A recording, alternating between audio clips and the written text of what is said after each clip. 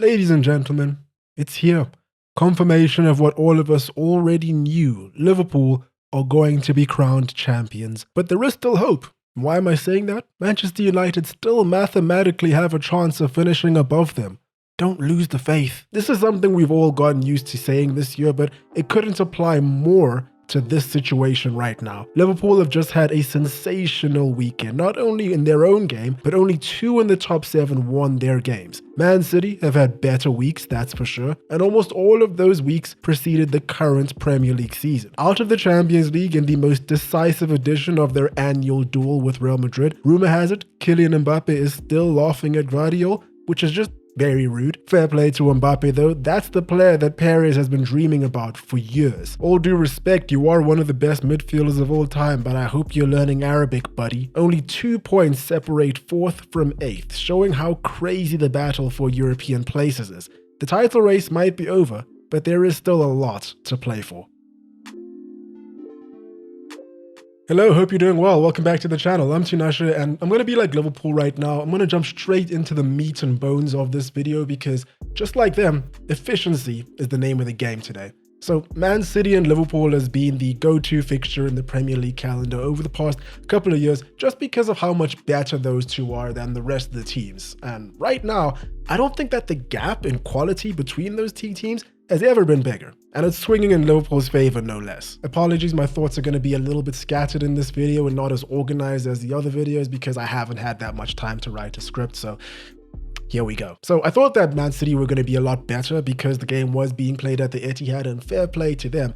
They were quite good, in my eyes at least. They didn't do a hell of a lot wrong. It's just the fact that Liverpool was so good and are so good on and off the ball. So they did have a bit of a chink in their armor on that right-hand side with Trent Alexander-Arnold against Jeremy Doku, as he usually does against speedy wingers and tricky wingers on that side. But Doku wasn't able to do very much with the opportunities that were afforded to him. You could tell that Man City were missing Erling Haaland quite a lot. I felt like there wasn't really that much of a presence up top for them in this game. Marmoush, to be fair to him, stepped in, but I think that the lines, the offsides lines, might be being drawn a little bit differently in Germany. That might explain why he's such an offsides machine. But he's making the runs, and as soon as Man City players catch on and actually play him in onside, which they did last weekend when he scored his hat-trick, gonna do a lot of damage. For now though, there's a lot of work to be done. So shifting the focus back to Liverpool for a second, for a lot of reasons, this was one of their very best performances of the entire season. And if you were to look at the game purely from a stats perspective, you may not think that, because they played the game largely without the ball, especially in that first half. I think it was 70-30 in terms of the percentage split.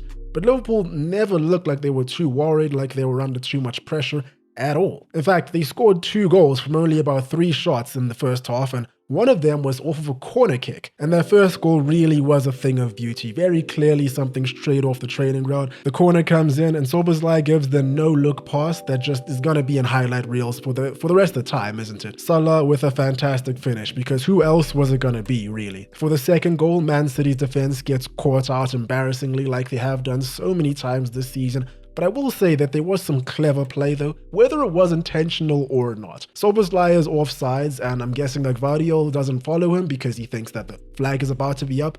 But Salah just speeds past him and it's on again. And again, we have the customary shot of Gvardiol swiping at air as an attacker drifts past him. Salah cushions it onto Szoboszlai and he finishes with ease through the legs. These two were just electric all game long. As soon as the ball went free and Liverpool were on the attack, which wasn't that much, right, over the course of the half, you thought something was going to happen. On to Mohamed Salah. This man is having an all-time season at the moment, and he's doing everything. In my personal opinion, and you guys can let me know what your opinions are of the matter, but the best individual Premier League season of all time, to me at least, was Luis Suarez in 13-14. I think Salah is going to do better than him numbers-wise. I actually think he already has, if you combine both the goals and assists.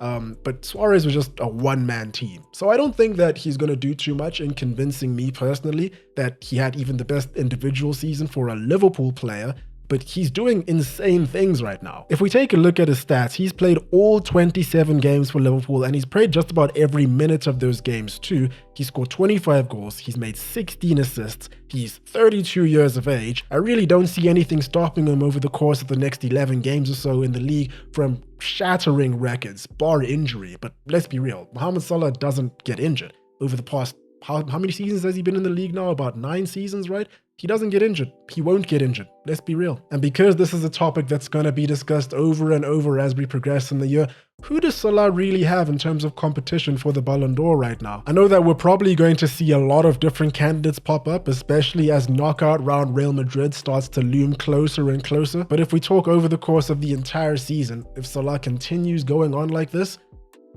I see him being pretty clear from everyone else. To be a fly on the wall in the dressing room for Man City right now must be quite an experience. Pep Gvardiol is very clearly losing his mind, but he looks, I don't know, to me he looked like he was kind of at peace in this game with the situation that his team is in. I think every team that goes up against Liverpool knows that they're gonna have to move mountains to get even a point out of these games, but I don't know. You know, I feel like I'm still getting used to watching Man City try really hard and not get anything out of games. And I know that given the context of the season, we should be used to this by now. And all of us assumed that Liverpool were going to beat City, maybe even more convincingly than they did.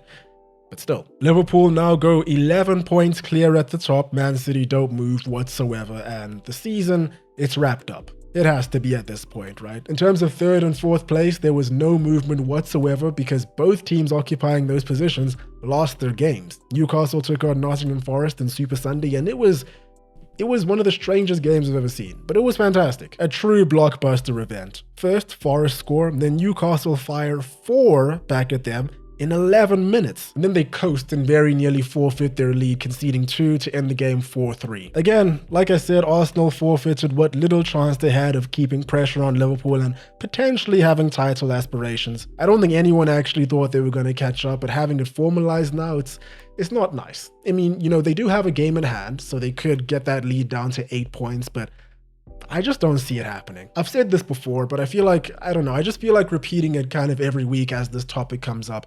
They do need a number 9, okay? Arsenal do need an out-and-out number 9, but I'm going to go against the grain and say that that's not the genesis of their problems in attack. They were doing just fine when they had all of their front players fit.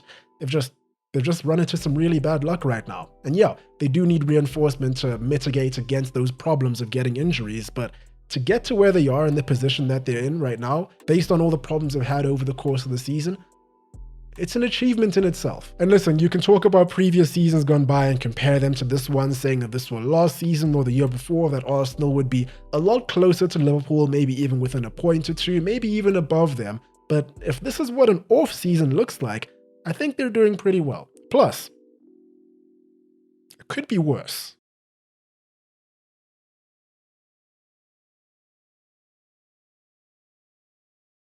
Why did I leave Lisbon? The weather is fantastic. I could be drowning in pastel de natas right now. I wonder what's happening in Beira Alto tonight. I can almost guarantee you that this was pretty close to the internal monologue that was going through Ruben Amorim's mind in that exact moment in time. Another week, another post-match conference with Amorim asking his players why they don't do what they learn in training on the pitch.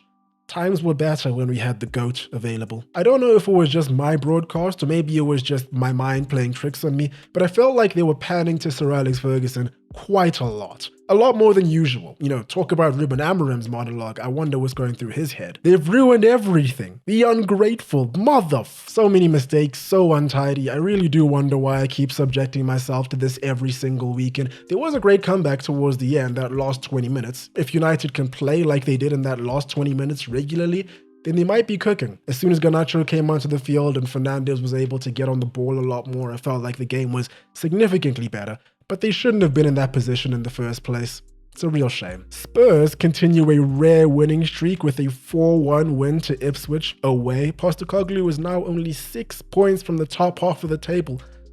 I'm jealous. And lastly, to finish off this video, I'd like to introduce a new segment, a trivia section, just to have a little bit of fun. So I'm going to show you guys a picture right now, and you tell me what you see. Here we go. What do you see here? If your answer is, that's Ocean's 11, a heist movie from the 2000s with Brad Pitt and George Clooney, you're wrong. Now you see, this is a classic example of the Mandela effect. You're all remembering this wrong. Neymar was the protagonist and it was set in Saudi Arabia. The man has just moved back to Brazil with Santos and he's already played more minutes there than he did in his 18 months at Al Hilal in Saudi. How? So you're telling me that this man went off to Saudi Arabia, earned 150 million euros to not play football and then just just returned home and started balling out with the boys.